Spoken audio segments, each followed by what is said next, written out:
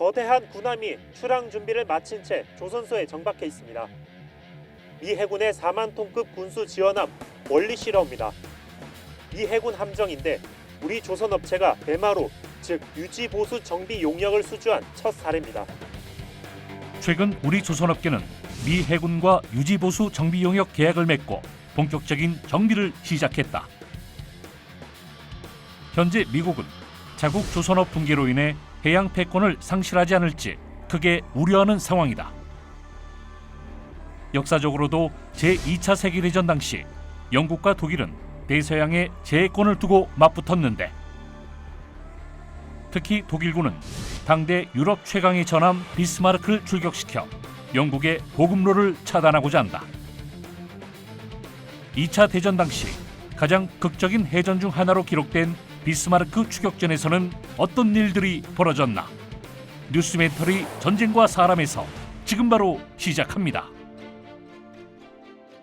전쟁 없는 세상을 꿈꾸기에 전쟁을 연구합니다. 안녕하세요. 뉴스멘터리 전쟁과 사람 허준입니다. 안녕하세요. 윤지연입니다. 이번 시간 함께 하실 두 분 모시겠습니다. 홍희범 편집장님, 태상호 기자님 나오셨습니다. 안녕하세요. 어서 오세요. 안녕하세요. 예. 반갑습니다. 오늘 두 분과 함께 이야기 나눌 주제는 바로 비스마르크 추격전인데요. 자세하게 일단 비스마르크 추격전 어떤 건지 좀 설명을 부탁드리도록 하겠습니다. 이 어떤 식으로 표현하면 제일 좋냐면은 히틀러의 대표 주자, 특히 해군 쪽에, 그리고 처칠의 대표 주자 후드, 대서양을 놓고 서로 싸우다가 벌어지는 드라마틱한 일이 바로 오늘의 주제입니다. 비스마르크 추격전 하면은 많은 분들께서 그게 어떤 당시의 상황이지라고 모를 수도 있으니까요. 한번 이때 정세를 한번 살펴보도록 하겠습니다. 나치 독일이 프랑스까지 석권을 해서 거의 서부 유럽은 정리가 된 상황이죠. 맞습니다. 말씀하신 대로 독일이 프랑스하고 벨기에 등 서부 유럽을 재빠르게 석권했어요. 그래서 1941년 정도가 되면서 독일은 점점 눈을 동부전선으로 옮기게 됩니다. 그래서 민스크 호위전 같은 전투에서 대승을 거두면서 소련군 병력 40만 명을 소멸시키면서 큰 승리를 얻게 됩니다. 그래서 독일은 그때까지, 그러니까 40년, 41년까지는 꿈의 시기였어요. 자, 독일 해군 내부에서는 그럼 어땠냐? 독일 해군은 약간 분위기가 달라요. 왜냐하면 1차 세계대전에 독일이 패망을 했잖아요. 그때 당시, 패망했을 때 당시에 독일 해군의 규모는 세계 2위의 해군력을 가지고 있었습니다. 모든 해군 전함 다 침몰했느냐? 아니에요. 남아있던 해군 전함들이 다 억류가 됐어요. 바로 영국 군항 스케퍼플로우에 억류가 됐습니다. 근데 억류가 돼서 이게 나중에 영국군에게 쓰이든지 아니면 연합군에게 팔려나갈 테니 독일 해군 입장에서는 차라리 그렇게 되는 거 우리 손으로 자침을 시키자라고 해서 자침을 시킵니다. 그렇게 해서 자침된 척수가 전함 11척을 포함해서 총 30여 척의 각종 전함이 자침이 돼요. 톤수로 따지면 30만 톤이 넘어갑니다. 웬만한 나라 몇 개 해군력이 자기 스스로 침몰을 시킨 거예요. 그리고 패전국이기 때문에 베르사유 조약의 제약을 받게 됩니다. 거기서 이 숫자가 나와요. 6612. 자, 66은 36 아닙니까? 그렇죠. 근데 6612예요. 중요한 숫자인데 하나하나 풀이를 해드리겠습니다. 네. 6척의 전 드레드노트급 구형 전함.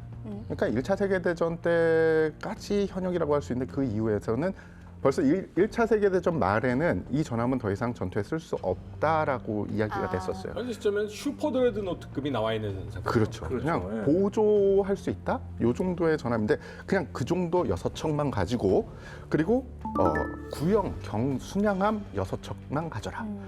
구축함 어뢰 정도 필요하잖아요. 그것 12척씩만 가져라. 이게 6610입니다. 그럼 잠수함은요? 잠수함 중요하죠. 그런데 잠수함은 한 척도 가지지 말라고 그랬어요.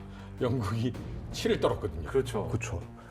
그러니까 영국 입장에서는 우리를 힘들게 했던 모든 전력, 니네 더 이상 가질 수 없어.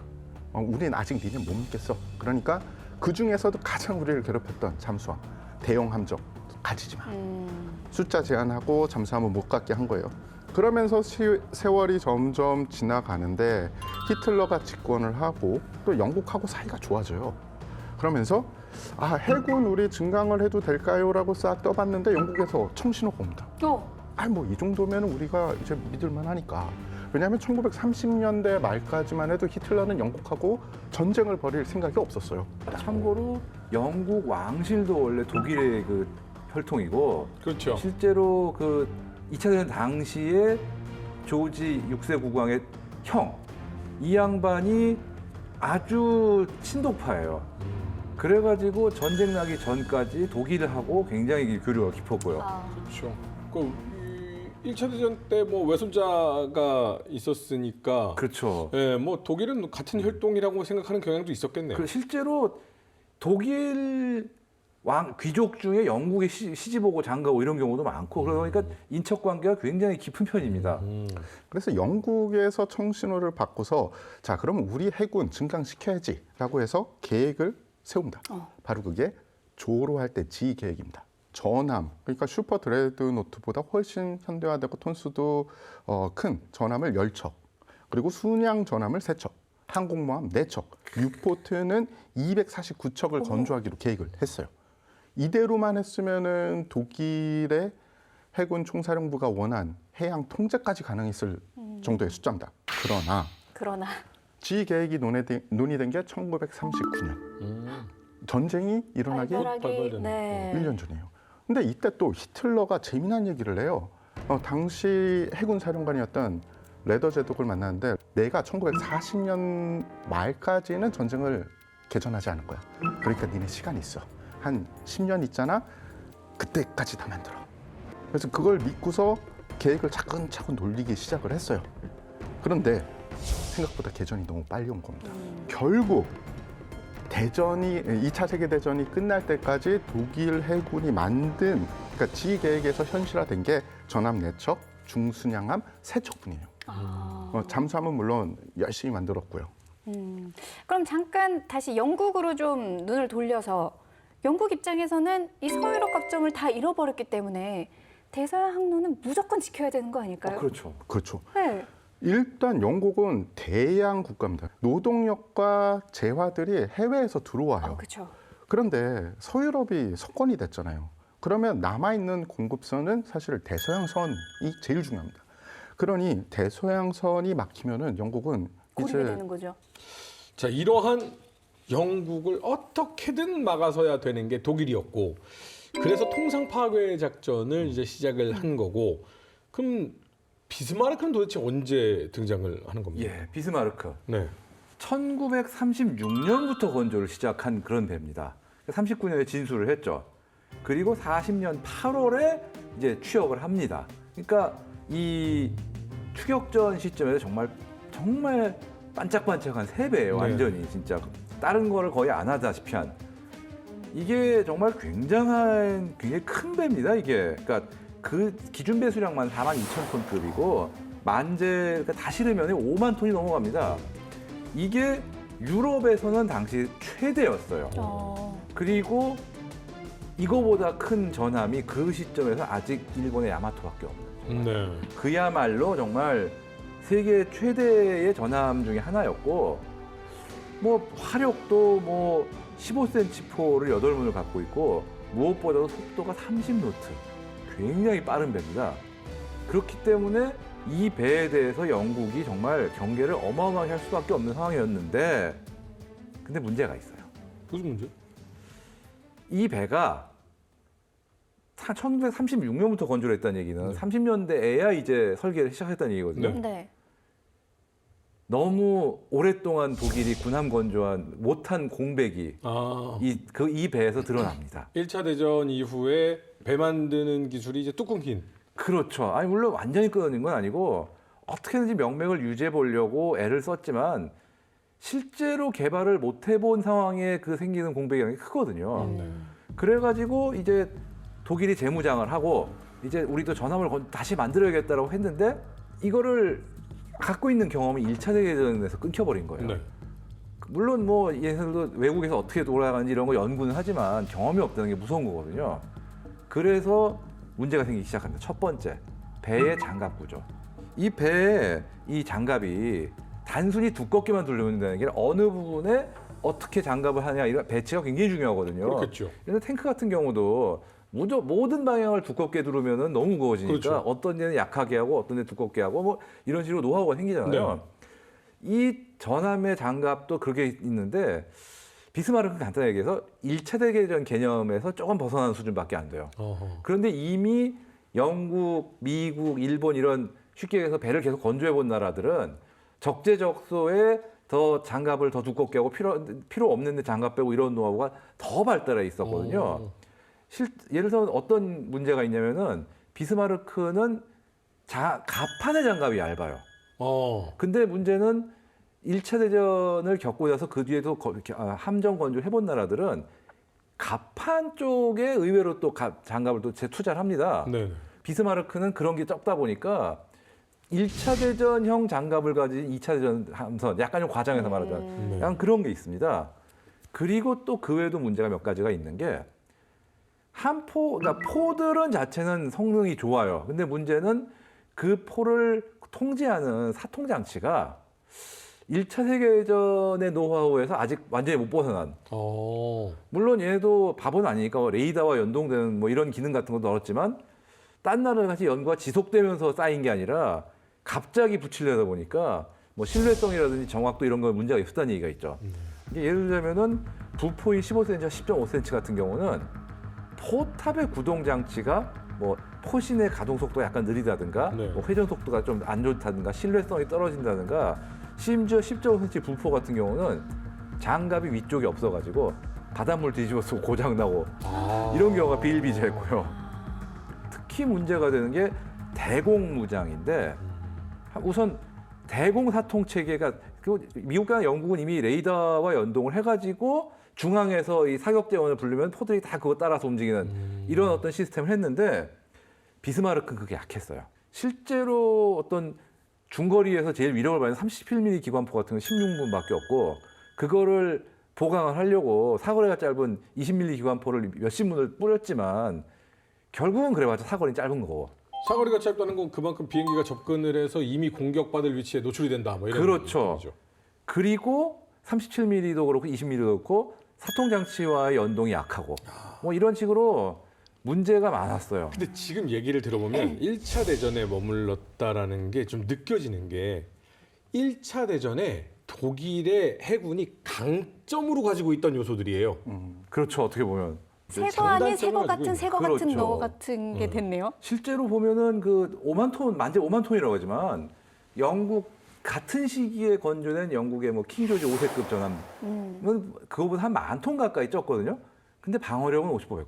오히려 킹조지 5세 쪽이 좀 나은 부분도 있지 않냐 이런 얘기도 있고. 그러니까 무게는 무겁지만 장갑의 배치가 비효율적인. 하지만 하나 엄청난 강점이 있어요. 뭐죠? 속도. 아. 30노트인데 최대 속도가 이거는 그 시대의 영국 전함 중에 이만큼 빠른 게 없어요. 야, 비슷한 건 있어도. 예. 속도가 빠르다는 건 엄청난 강점이죠. 그렇죠. 이게 왜 이렇게 됐냐면은 일단은 영국 전함들하고 정면으로 붙어서 계속 머물러 싸우는 것보다 타격을 가하고 빠지는 게 첫 번째고 그 다음에는 통상 파괴전. 그러니까 영국의 수송선단을 빨리 가서 때려겠다 이런 어떤 목적이 있었기 때문에 속도만큼은 굉장히 빠릅니다. 그러면 이 독일 해군의 상징이었던 비스마르크가 마지막 항해를 하게 된 이 배경과 과정에 대해서 한번 살펴볼까요? 마지막 항해라고 해요. 벌써 그럼 가라앉는다는 걸 알 것 같잖아요. 근데 사실 비스마르크가 처음이자 마지막이라는 그 수식어가 항상 있다 보니까. 그렇죠. 워낙에 유명한 전투고 많은 분들이 알고 있어서 벌써 비스마르크 하면 아유 저거 이제 마지막 전투 얘기하는구나 다 아실 거예요. 네. 그래서 이 히틀러가 독일 해군 최고 사령부의 뒤통수를 친 거는 제가 조금 전에 말씀을 드렸죠. 네. 독일 해군의 최고 사령부, 특히 레더 제독이 그런 개전을 몰랐을까? 알았습니다. 그래서 자신에게 남은 시간 얼마 없다라는 걸 알았어요. 해군은 해군 나름대로 뭔가 우리 역할에 대해서 생각을 하게 된 거예요. 소련에서 전쟁을 하게 되면 해군의 역할은 축소되고 육군과 공군의 모든 자원과 지원이 갈 것이다. 그러면 우리 해군은 뭐 하지? 잘못하면 발트해나 저 북해 쪽에 가가지고 지원이나 하는 그런 초라한 역할을 해야 되나? 라는 생각을 할 수밖에 없는 거죠. 즉 다시 말해서 좀 더 의미 있는 군사적으로 말하면 중대한 전술적 결과를 달성하고 싶었습니다. 그래서 이 작전을 입안을 한 거예요. 작전 이름도 라인 위붕입니다. 보안을 얼마나 철저히 했냐. 라인 위붕이 라인 연습이에요. 작전명이 연습입니다. 그러면 작전의 개요가 어떻게 되냐. 간단히 말해서는 대서양으로 어떻게든 영국의 봉쇄망을 뚫고 들어가서 적의 주력함은 다 피하고 뭐 전투가 벌어져도 회피하고 수송 선단만 파괴를 해서 즉 통상 파괴를 해서 영국의 보급선을 끊는다. 끊지 못하더라도 이 한 척의 배가 대서양에서 누비고 다니면은 수송 선단을 만들어서 보낼 수가 없어요. 왜냐하면 구축함이나 좀 약한 순양함 같은 경우엔 전함하고 붙으면은 그냥 결과는 당연합니다. 도망가는 게 훨씬 낫거든요. 게다가 비스마르크가 물 위에서 누비고 다닐 때 물 안엔 또 뭐가 있습니까? 독일이 자랑하는. 유보트. 예, 그들이 합동으로 그러니까 수중에서는 울프팩, 늑대대 전술로 포위망을 형성하고 비스마르크가 막 양몰이 하듯이 몰면 그쪽으로 가서 포위망을 비스마르크의 공격을 피한 함정들은 유보트가 잡는 거죠. 그렇게 되면은 영국은 정말 생명줄을 끊기게 되는 거죠. 그리고 영국의 함대들이 쫓아오면 비스마르크는 더 빠르니까 빨리 도망가 버리고. 맞습니다. 처음에는 독일이 가용할 수 있는 수상 함정들을 좀 많이 동원해서 좀 더 많이 괴롭히자라는 게 계획이었는데 뭔가 문제가 계속 터져요. 그래서 한 척, 두 척이 배제가 되더니 정작 작전이 발동이 됐던 1941년 5월 19일에는 대형 함정으로는 딱 두 척만 작전에 가능하게 됩니다. 비스마르크와 프린츠 오이켄 이 두 척과 몇 척의 구축함 그리고 봉쇄 돌파선만 실제로 작전을 수행하게 돼요. 이 작전의 함대 사령관이 또 입지전적인 인물입니다. 퀸터 루첸스라는 분인데 일단은 그 전에 비슷한 작전을 독일이 한 번 했어요. 베를린 작전이라는 건데 거기서 영국을 거의 야바이 하듯이 현란한 속임수로 우리 함대는 여기 있는데 영국은 저쪽 가 있고 이런 식으로 해서 많은 전공을 세웠어요. 이번 작전은 비슷하지만 규모가 조금 크니까 당연히 한 번 성공시킨 사람, 이 사람을 다시 함대 사령관으로 기용하자. 그렇게 해서 이분이 지휘를 맡게 됩니다. 자, 이렇게 대서양 항로를 방해하기 위해서 비스마르크를 위시로 한 함대가 보부도당당하게 출항을 합니다. 근데 이제 영국 하면은 독일보다 항상 앞섰던 게 정보력이거든요. 그렇죠. 암호 해독도 잘하고 뭐 정보력, 첩보 이 굉장히 뛰어났는데 전혀 모릅니까? 이게 작전명을 라인 연습. 위붕 연습이라고까지 했는데 이게 말도 안 되는 보안 사고가 몇 개 터집니다. 작전 개시일 5월 18일 11시입니다. 11시 30분 정도에 출항을 했는데 구름이 짙게 꼈습니다. 네. 출항하기 최고의 날이죠. 보안 지켜고 하면서. 그래서 호출 풀고 배가 쓱 미끄러지듯이 빠져나옵니다. 그런데 갑자기 어떤 일이 생겼냐. 아닙니다. 뽑으면 다행이야. 진짜? 비스마르크 군악대가 의례적으로 함이 출항할 때 연주하는 가야만 하네라는 노래를 연주합니다. 쿵짝쿵짝. 안 보이는데 굳이 연주를? 네. 근데 이게 너무 갑자기 터져서 그 함에도 뭐 간부들이 있잖아요. 말릴 새도 없었어요. 아니 그 내부에서는 소통이 안 됐나요? 안 됐었던 것 같아요. 그 가야만 하네가 어떤 노래냐 하면은 노래는 즐겁다 이 노래 있죠. 네네네. 그 노래인데 지금도 독일 연방 해군이 출항할 때 나오는 의례적인 노래예요. 즉 작전에 나간다라는 거를 그냥 함에서 알려준 그런 보안 사고가 터져버립니다. 독일 사람들이 굉장히 규칙적이고 반복적인 거를 못 버리는 습관이 있어요, 사실. 아니 근데 적인 인생은 전쟁에 안 어울려. 또 그렇죠. 한편으로는 근데 아까 11시 30분이라고 했는데 오전인가요? 밤인가요? 밤입니다. 아니 왜냐면 오전이었으면 또 연습하나 보다로 그냥 인식이 될 그렇죠. 수도 밤에 있었을 갑자기. 텐데. 그렇죠. 밤에 호조를 풀고 쓱 미끄러져 나오는데 쿵짝쿵짝 이러고 있었어요. 아니 근데 내가 보기에는 그건 그 군악대보다도 그 군악대를 거기 배치한 그 누군가가 문제예요, 위에. 그러니까 군악 대장은 잘하고자 했는데 이 배에 얼마 안 되는 승조원 중에 한 명이 나중에 어떤 이야기를 했냐면 노래를 연주하기에 너무 놀랐다. 그러니까 이게 현실인가 싶더래요. 그래서 그런 일이 있었습니다. 아니 지금 이럴 때 어떻게 해야 돼요? 야 아니야. 노래를 멈추거나 그래서 노래가 중간에 끊어지면 더 이상하잖아요. 더 이상하죠. 예, 그냥 그래서 연주가 계속 나오면서 쭉 계속 나왔나 봐요. 그러면 야간 연습이겠지 뭐 생각할 수도 있으니까. 예. 어찌 됐든 그렇게 네. 나왔습니다. 네. 그런데 이제 이 폴란드 코텐하펜에서 출항해서 독일을 지나서 노르웨이의 카테카트 해협을 지납니다. 네. 근데 거기를 지난 무렵에 또 어떤 일이 있었냐? 거기 중립국이거든요. 네. 수많은 어선들이 있습니다. 그쪽이 어장이에요. 그 어선들하고 마주쳐요. 맞아. 예, 어선들 중에 무전기를 가지고 있는 그런 함선도 있었을 테니까 혹은 정박지에 가서 이야기를 하겠죠. 거기서 보안 2차로 깨집니다. 그리고 엎친 데 덮친 격으로 다음날 13시에 중립국 스웨덴의 경순양함 고틀랜드 함과 조우를 하게 돼요. 이 보고가 어디로 돌아갔느냐? 영국. 처음에 영국을 안 갔어요. 네. 스웨덴 해군 사령부에 보고가 일일이 들어갑니다. 해군 사령부에서 확인을 했고 이제 공군도 확인이 됐으니 당연히 스웨덴 정보부로 이 소식이 갑니다. 네. 근데 스웨덴 정보부는 영국하고는 관계가 없는 중립국이었어요. 그런데 스웨덴 정보부에는 독일을 너무 싫어하고 영국하고 친한 간부들이 있었던 거죠. 바로 그날 영국에 이 정보가 들어갑니다. 그러면서 모든 정보가 다 깨진 상태에서 노르웨이를 지나면서 또 어떤 일이 있었냐? 노르웨이는 당시 독일의 점령지였어요. 네. 살짝 안심을 했죠. 그런데 워낙에 대형함이고 이게 좀 뭐 특별한 일이니까 노르웨이에서 있던 레지스탕스에 간측이 돼요.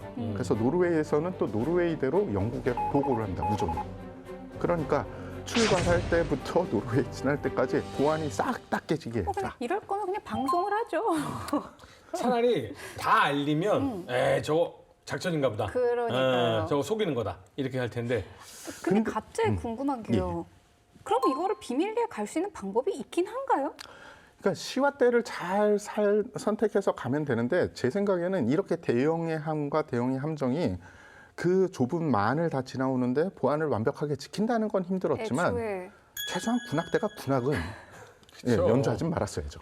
자, 그렇게 보안 사고를 다 냈는데 이제 노르웨이 지나기 전에는 이들의 보안 의식이 다시 돌아옵니다.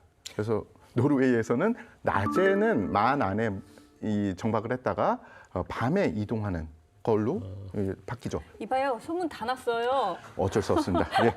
그래서 이 5월 21일 독일 함대가 노르웨이 베르켄 인근의 크로스피오르라는 해역에서 닷을 내리고 급유를 하고 선체에 검정색, 흰색으로 발트의 위장 도색이라는 걸 해요. 네. 보시면은 이 회색으로 짝뚝짝뚝 잘라놓고 그 아래 흰색 이렇게 네. 뭔가가 있죠. 그게 뭐냐면은 함의 길이가 사실은 중요해요. 예전에는 목축으로 해가지고 거리와 함의 길이를 재가지고 사격 재원을 뽑거든요. 그런데 안 길어 보이게? 맞습니다. 그러니까 이 함의 길이가 짧아 보이고 게다가 이 함이 앞으로 가게 되면은 물보라가 일잖아요. 네. 그것까지 표현을 해놓은 겁니다.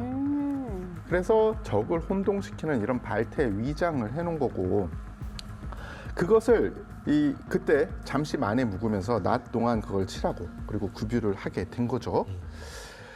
어쨌든 뭐 죄다 전 세계에 알리면서 지금 이제 이동을 하는 그 기분. 영국은 알았잖아요. 어떤 배를 출동을 시킵니까? 예, 바로 진짜 여러 척의 함정을 출동시키지만 그 중에서도 정말 이 지명도가 높았던 이 셀럽이라고 할 수 있는 배는 후드였어요. 네. 후드. 정말 만재 47,430척. 그 당시에 영국 해군 함정은 제일 큰 배였고 속도도 빨랐어요. 거의 유일하게 정말 비스마르크보다 약간 빠른 원래대로면 네. 31노트. 물론 이 당시에는 좀 늦어졌지만 이런저런 노후화라든지 개수라든지 그래도 28, 29노트라 어느 정도의 추격은 가능할 정도로 굉장히 빠른 배였고 화력도 15인치 함포 8문. 그러니까 어느 모로 보나 이 비스마르크하고 대적할 수 있겠다 싶은 배였으나 문제가 있어요. 왜요? 이게 전함이 아니라 순양 전함, 즉 전함의 크기와 화력을 가졌지만 장갑은 전함만 살짝 못한 그런 배였습니다. 근데만 이제 47,430. 그러니까 엄청 커요, 엄청 길고. 그러다 보니까 한 거지. 그렇다 이게 장갑 방어력이 비스마르크보다 센 배는 아니에요. 이게 물론 부분에 따라서 305mm까지 장갑이 둘러쳐진 부분도 있긴 하지만 여기저기 장갑 방어력에 허점이 있는 그런 배였다고 볼 수밖에 없고 그러다 보니까 이거를 참 전함이라고 부르기는 좀 애매하다 보니까 순양 전함이 됐는데 하지만 당시 영국 해군도 워싱턴 해군 조약의 여파로 전함의 숫자가 많지가 않았고 그러다 보니까 실제로 이 비스마르크 추격전에도 이 배 이외엔 로드니하고 그다음에 킹 조지 5세 이 정도 세 척의 전함 실질적으로 전함은 세 척을 동원할 수밖에 없는 상황이고 그러다 보니까 후드를 뺄 수가 없던 거죠. 그럼 뭐 1대1이네요. 요즘 어느 정도 이렇게 각자의 다 장단점이 있고. 그렇죠. 다만 영국은 앞서 말씀드렸듯이 최신의 전함인 킹 조지 5세 그리고 킹 조지 5세보다 좀 구식이지만 그래도 여전히 활용면에서 16인치 포를 갖춰가지고 굉장히 강력한 로드니 이렇게 해서 총 3척을 동원할 수 있었기 때문에 여전히 이 독일 해군에서 확실한 우세였죠. 그 외에도 뭐 순양함이라든가 구축함 이런 어떤 보조 전력까지 가면은 뭐 비교도 할 수 없는 우세니까요. 그럼 지금 거의 뭐 실시간으로 독일이 비스마르크가 어디쯤 오고 있다라는 게 이제 전 세계한테 그냥 방송이 됐는데 그럼 어디서 만나게 되고 어디서 발견이 되나요? 다수의 첩보를 받은 영국군 가만히 있지 않았습니다. 사진 정찰 부대 소속의 스핏파이어 정찰기를 보내서 독일 함대 위치를 다시 한번 확인을 합니다. 네. 독일 함대가 있는 거 발견했어요. 그리고 폭격을 계획하고 실시를 해요. 그런데 독일 함대한테는 다행인 게 악천후 했어요. 대부분 폭격기들은 폭격을 잘 못했고 한 2대 정도가 전혀 엉뚱한 데에 이 폭격을 하게 된 거죠. 자, 독일 함대는 폭격하는 거를 봤죠. 그러니까 이제 시간과의 전쟁이 된 겁니다. 아, 영국이 알았구나. 큰일 났다. 예. 영국이 대서양 봉쇄를 확실히 하기 전에 봉쇄선을 뚫어야 된다라고 생각을 한 거예요. 스케파 플로우가 영국 본토 함대의 기지입니다. 거기에 위치해 있던 토비 제독이 첩보를 토대로 두 함선이 비스마르크하고 프린츠 오이켄이라고 딱 특정을 해요. 정확하게 특정을 한 거죠. 문제는 독일 함대가 봉쇄선, 그 넓은 봉쇄선 중에 어디를 뚫을지 몰랐던 거예요. 봉쇄선을 크게 보면 그린란드가 있고 아이슬란드가 있고 페로 제도가 있고 서틀랜드 제도가 있고 그리고 영국이 있습니다. 그린란드하고 아이슬란드 사이에는 좀 봉쇄를 쉽게 하기 위해서 영국이 길에 원을 설치했어요. 그리고 영국하고 너무 붙어 있는 페로 제도에서 세틀랜드 제도는 영국의 이 군함이 출동하기도 너무 쉽고 항공 전력이 공격하기도 쉬워서 이쪽도 아닐 것이다라는 생각을 했습니다. 그러면 남아 있는 게 아이슬란드하고 페로 제도 사이에 있는 봉쇄선을 아마 독일이 뚫을 것이다라는 생각을 했죠. 따라서 토비 제독이 가장 가능성이 높은 아이슬란드 근해 쪽에 비교적 속도가 느린 영국의 전함들을 급파시킵니다. 그때 나간 게 바로 후드라는 함이고요. 1920년 진수한 영국 해군의 자랑입니다. 근데 너무 노화됐죠. 프린즈 오브 웨일즈라는 함은 같이 출동한 함은 조지 5세급 신의 함이었는데 문제는 출항할 때 아직 기계적인 문제가 다 고쳐지지 않아서 조선소의 엔지니어가 같이 타서 고치면서 예, 실제 출항을 하고 있었어요. 그러니까 완전히 전력화되지 않은 함정이다라고 말씀드릴 수 있죠.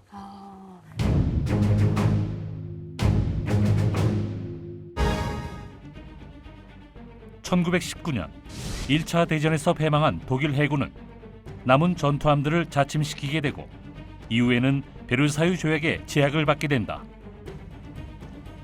이후 재무장을 통해 전력 증강에 나서지만 너무나 짧은 준비 기간으로 인해 소수의 전함을 건조하는 데 그친다. 뒤이어 2차 대전이 발발하자 유럽 최대 전함인 비스마르크는 영국의 보급로를 끊기 위해 대서양으로 출동하게 되고 이를 감지한 영국 해군도 자국의 자랑인 후드를 내보내면서 비스마르크를 요격하기 위한 작전에 나선다. 그래서 영국의 예상이 적중을 하나요? 그 아이슬란드 근해로 이 비스마르크가 가고 있는 건가요? 아니면 다른 데로 갔나요? 어디서 만나나요? 아까 제가 루첸스 제독이 야바이꾼이라고 했잖아요. 야바이에 능하다. 네. 이번에 비스마르크 추격전에도 그는 이 야바이를 합니다. 현란하게. 그래서 비스마르크는 그린란드와 아이슬란드 사이에 이 덴마크 해협에 결국 나타납니다. 야바이 컵이 거기서 열린 거죠. 네. 처음에 독일 함대를 접촉한 것은 영국의 중순양함 서폭이었어요. 안개 사이에서 갑자기 서폭 후방에서 비스마르크가 탁 튀어나옵니다. 후방 견시가 겨우 본 거예요. 당시 서폭에는 레이더가 장착돼 있었습니다. 근데 레이더가 요새처럼 360도 돌아가면서 경계할 수 있는 게 아니라 전방만 돼요. 하필이면 서폭이 돌았을 때 비스마르크가 후방에서 나타난 겁니다. 그것도 근거리. 13km 거리였는데 육상에서는 13km면 멀잖아요. 그렇죠. 해상에서는 13km는 8인치 주포 한 방이면 박살나는 그런 거리입니다. 그래서 서폭은 결심을 했죠. 비스마르크를 저지하는 게 아니라 비스마르크가 어디로 이동하는지 보고하는 거다. 그래서 안개 사이에 숨어서 인근에 대기하고 있던 노폭이라는 영국 함정과 함께 독일 함대를 미행하면서 접촉 보고를 합니다. 근데 그러면 쏴버리면 안 돼요? 그래서 네. 쏴버립니다. 어. 몇 번을 선회를 해서 변침을 해서 그들을 쏴버리려고 합니다. 근데 네. 실패해요.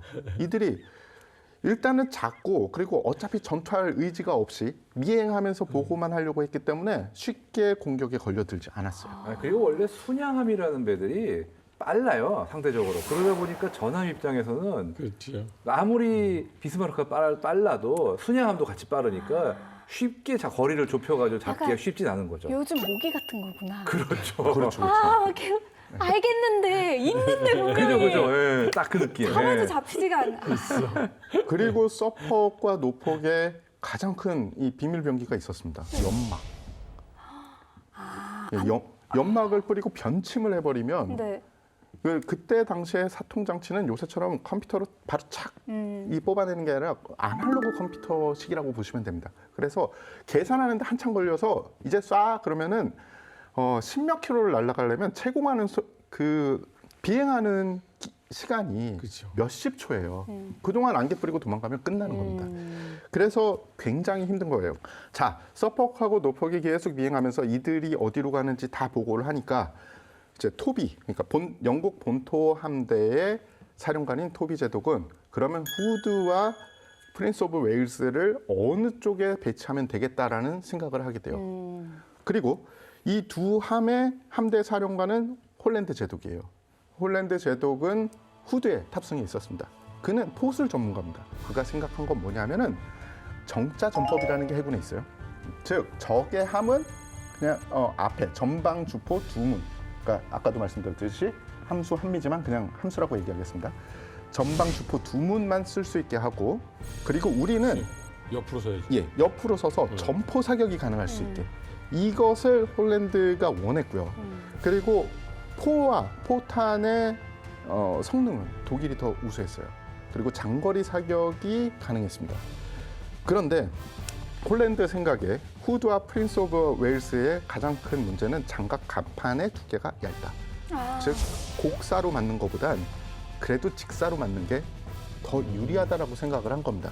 그래서 가까이 붙어야 된다라고 생각을 했죠. 아, 근데 장갑 갑판이 얇다라는 그런 정보들도 이미 다 알고 있었나요? 근데 원래 네. 어쨌든 이래나 저래나 기존에. 갑판이 어쨌든 전함이든 뭐든 장갑이 되는 배에서 무조건 얇죠. 상대적으로 얇을 수밖에 아. 없어요, 갑판. 그러니까 이거는 상식적으로 가장 취약한 부분이다라고 생각할 수밖에 없는 거죠. 한 가지 궁금한 게요. 여기엔 지금 최신의 함이 있는데 더 좋은 배가 있는데 왜 기함을 20년 전 옛날 배로 해요? 문제는 프린스 오브 웨일즈는 최신함이지만 네. 체급 이제야 막 또 완성한 지 얼마 안 된 최신의 배고 네. 문제점이 많아요. 그리고 후드는 처음부터 기함으로도 쓸 수 있게 뭐 각종 시설, 회의실이나 통신 시설 이런 게 다 돼 있기 때문에 지휘하기엔 더 좋은 위치입니다. 오래된 5성급 호텔 같은 느낌이군요. 이제 어떻게 보면 완벽하게 그렇죠. 갖춰져. 예. 실제로 보면 2차 대전 때도 미 해군 같은 경우도 전함에 꼭 타지 않고 순양함에 타고서 그 총사령관이 지휘한 이런 사례도 꽤 있습니다. 기함은 꼭 강하고 최신의 함일 필요는 없군요. 그리고 또 하나 있어요. 후드의 별명이 뭔지 아세요? 로빈후드. 비슷한 다리입니다. 예. 마이티 후드. 무적의 후드예요. 그래서 영국 해군의 자존심이기 때문에 후드와 다른 함이 갔는데 후드를 기함으로 이용 안 한다라고 하면 또 말 나올 수 있는 소지도 있죠. 뭐 여러 번의 전투에서도 뭐 피해를 입지 않은 뭐 약간 그런 전설을 가지고 있는. 뭐 그거 보다는 사실은 후드는 1차 세계대전 말에 나와서 뭐 많은 전투를 보거나 이런 건 아니에요. 그러니까 전투를 못했죠, 아예 그냥. 근데 왜 무적의 후드? 왜냐하면 평화 시대에 그런 전함을 운영할 수 있다라고 해서 군에서 홍보를 해야 되잖아요. 아, 그렇게 큰 배가 사실 다른 나라에 별로 없었거든요. 그렇죠. 아니 예. 그리고 비주얼이 좋아요, 이게 후드가. 예뻐. 쭉 길고 정말 예. 디자인으로는 최고예요. 그러니까 그치. 셀럽이에요, 셀럽. 영국 국민들한테는 저게 우리 해군의 상징이야. 약간 이런 느낌도 있겠네요. 아, 그쵸. 약간이 아니라 아주 확실하게 아. 상징이었어요. 진짜. 그래서 홀랜드 얘기로 돌아가면 그가 생각하는 가장 효과적인 교전 거리가 16,400m였어요. 그래서 우리는 교전이 나면은 16,400m까지 가자. 그래서 화력의 차이를 상쇄하자라고 생각을 합니다. 상당히 정확한 미터를 생각하셨네요. 그러니까 이 예. 포술 전문가니까 이분이 이 탄도학 전문가들 저격수들은 맨날 이런 계산합니다. 예. 그 병에 걸리신 분이라고 보시면 돼요. 맞아요. 자, 이렇게 비스마르크와 프린츠 오이켄 그리고 후드와 프린스 오브 웨일즈 네 척의 전함들이 서로 포착을 드디어 했고요. 네. 서로 변침과 변속을 하면서 사격 제운을 뽑아요. 근데 계속적으로 서로의 위치가 변하잖아요. 네. 그러니까 바로바로 쏘진 않고 자신들이 제일 확실할 때 사격을 할 수밖에 없습니다. 그래서 서로 이 눈치 게임이 시작이 됐는데 홀랜드가 원래 운영하려고 했던 정자 전법 쓸 수 없게 됐어요. 그리고 홀랜드는 원래 자신들은 어둠에 있고 독일 전함은 이 여명에 있으면서 자신들이 공격하려고 했는데 반대가 됐어요. 위치가. 예. 그러면서 오히려 환경적으로는 영국이 조금 불리한 상황이 됐습니다. 처음에 사격을 누가 했느냐? 마이티 후드가 먼저 시작합니다. 역시 영국이 마이티 선빵을 날린 거죠. 총 22,860m를 날아가요. 그런데 포탄이 탄착하는데 44초 걸립니다. 네. 최초에는 비스마르크가 있으면 좀 짧게 떨어졌어요. 그러면은 이제 탄착 수정을 해야 되는 네. 거죠. 그 다음은 프린스 오브 웨일즈가 사격을 합니다. 총 49초가 걸리고 포탄이 탄착을 했는데 비스마르크 우측으로 약 2,000m 떨어진 지점에 탄착을 해요. 그러면 십자 이제 이 트리거가 맞아가기 시작하네요. 지금 첫 탄이니까 이제 수정을 하겠죠. 네. 자, 이후에 후드와 프린스 오브 웨일즈가 몇 차례 사격을 했는데 명중탄 나오지 않았습니다. 이제 두 함대의 거리가 약 20km 정도였어요. 이 시점까지 루첸스 제독은 독일 함대에 사격 개시 명령 내리지 않았어요. 뭐예요? 사격 지원 다 뽑았다고 우리 쏘겠습니다. 아직 기다려 한 거죠. 지금 아니야. 예, 왜냐하면 그가 생각하는 최고의 명중률이 나올 시점이 아직 안 나왔다라고 생각을 했을 것 같아요. 네. 그래서 두 함대 거리가 20km 정도 됐을 때, 그러니까 뭐 그 숫자는 약간씩 상이에요 기록마다. 이 시점에서 루첸스 제독이 사격이라고 명령을 내립니다. 네. 지금이야. 먼저 프린츠 오이겐이 1차 사격을 했고 두 번째 일제 사격은 45초를 날아간 끝에 후드의 명중탄을 냅니다. 후드가 맞았다고요? 네, 맞았어요. 그러니까 협차라고 하는데 이거는 뭐냐면은 정통으로 해서 명중한 것보다는 함에 피해를 주면 일단 협차했다, 맞았다라는 표현을 씁니다. 이어서 비스마르크가 사격을 합니다. 32초가 걸려서 날아간 포탄이 후드에서 약 400m 전방에 떨어져요. 약간 짧은 거죠. 90초 뒤에 다시 탄착 수정을 해서 비스마르크에서 일제 사격을 했는데 역시 400m 전방에 떨어집니다. 아까하고 똑같은 데 떨어졌네. 예, 왜냐하면 이동하는 속도를 다시 해야 되는데 뭔가 착오가 생긴 거겠죠. 사실 이게 너무 힘든 게 함이 변침도 하고 속도도 그렇죠. 예, 변속을 하잖아요. 그거를 예상해서 그 지점으로 때리는 그렇죠, 거예요. 그렇죠. 그러니까 당연히 힘들 예측샷. 맞습니다. 당연히 힘들 수밖에 없는 거고요. 그래서 원거리 포격이 얼마나 힘든지를 보여주는 장면이 계속 발생을 해요. 게다가 이때는 어떤 상황이냐면은 적이 주포를 발사하잖아요. 네. 포탄이 날아오기 전에 오렌지 화염이 우리 눈에 보입니다. 그러겠죠. 빛이 먼저 오니까. 그렇죠. 그러면 변침하고 이 속도를 옮기고 이러면서 포탄을 피할 수 있는 거예요. 근데 그건 내가 명중탄을 봤다라는 전제해야 하잖아요. 맞죠. 예를 들어서 우측 50m에 떨어지는 포탄인데 쐈다 하고 우측 50m로 옮기면 그걸 맞는 거잖아요. 그 일이 나중에 벌어집니다. 예. 변침을 해서 맞게 되는 일이 벌어져요. 예. 그러니까 그때 당시엔 탄도 부정확하고 우리도 어디로 갈지 모르고 적도 변침과 변속을 하니까 네. 이건 운에 맡기는 거죠. 그러네요. 자, 교전이 계속되면서 프린스 오브 웨일즈는 비스마르크의 명중탄을 내서 경미한 피해를 입혀요. 후드는 명중탄을 만들어내지 못합니다. 계속 빗맞춰요. 비스마르크의 세 번째 일제 사격에서 유의미한 명중탄이 나와요. 어. 네, 후드의 사격 관제탑을 파괴해서 전투력을 크게 상실시킵니다. 자, 이후 프린스 오브 웨일즈가 비스마르크의 두 번째 명중탄을 내서 연료 탱크 일부를 손상시키고 발전실 일부가 침수가 됩니다. 오. 그렇다고 해도 아주 큰 피해는 아니었어요. 이건 뭐 수리할 수 있는, 자체 수리를 할 수 있는 그런 정도였습니다. 프린츠 오이켄은 후드의 8번째 일제 사격을 다시 했고요. 후드의 명중탄을 만들어냅니다. 표적을 그때부터는 프린스 오브 웨일즈로 전환을 해요. 그 이유가 뭐냐면은 프린츠 오이겐이 먼저 가다가 이제 비스마르크가 따라잡은 거예요. 그러니까 전함은 전함끼리 붙고 나는 책임 맞는 프린스 오브 웨일스랑 붙을게 이런 식으로 이제 표적 각계 표적으로 따라잡았다, 네. 따라잡았다라고 보시면 됩니다. 네. 자, 비스마르크는 후드를 주 표적으로 삼아서 이제 사격을 계속하게 되는데요. 06시 드디어 역사적인 시간이 옵니다. 비스마르크와 후드의 거리가 약 15,700여 미터. 이거 아까 그 계산한 거리와 비슷하네요. 그렇죠. 5번째 일제 사격을 실시를 해요, 비스마르크가.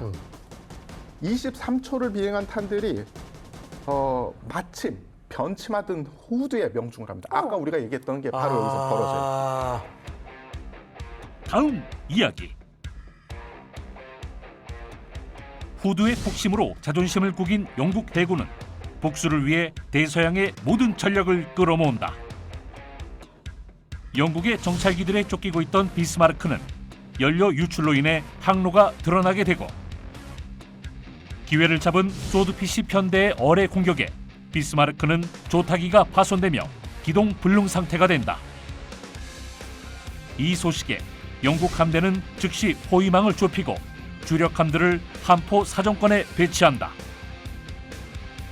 절체절명에 놓인 당대 최고의 전함 비스마르크는 이 위기를 벗어나 대서양의 보급로를 차단할 수 있을지 비스마르크 추격전 2부 많은 시청 바랍니다.